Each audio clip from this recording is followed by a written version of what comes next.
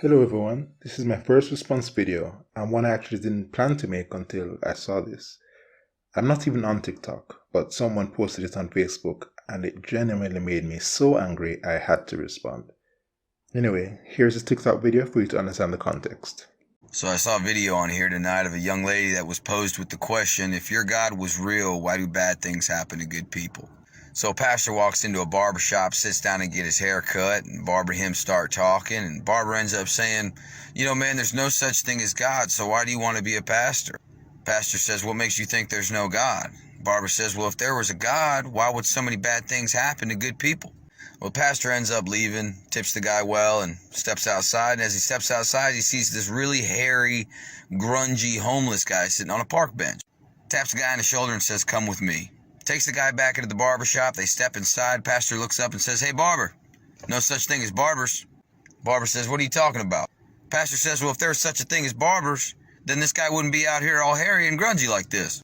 Barber says, the problem isn't that I don't exist, it's that he never came to see me. Okay, so a few things to consider here. This is obviously a made-up story, a parable.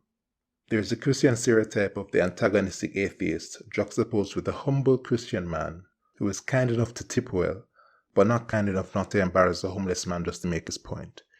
Anyway, so the video is trying to answer the question of why bad things happen to good people if there is a loving God who could, and we assume would, prevent the bad things from happening. The idea seems to be that the reason these bad things happen is that people don't go to God, and so don't have his protection from bad things. This answer is a bad one in my opinion. It ignores the many people who get sick, sometimes so sick that they even die, despite the fact that they and their entire churches pray for their health. What about the children all around the world right now who are in the hospital? Do you really mean to tell me that none of them seek your God? Really?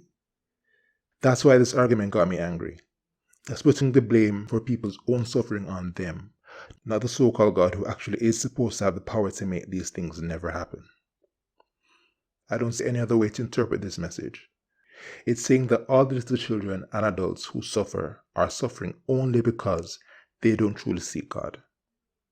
That is a disgusting message, and one that's only going to bring guilt on these people. Also, this reasoning throws the entire book of Job out the window, but that's a video for another day. Christians, please don't use this argument. It's not only bad, but it has some implications that you would have to answer for if you take it to its logical conclusion. Anyway, that's it for me. Until next time.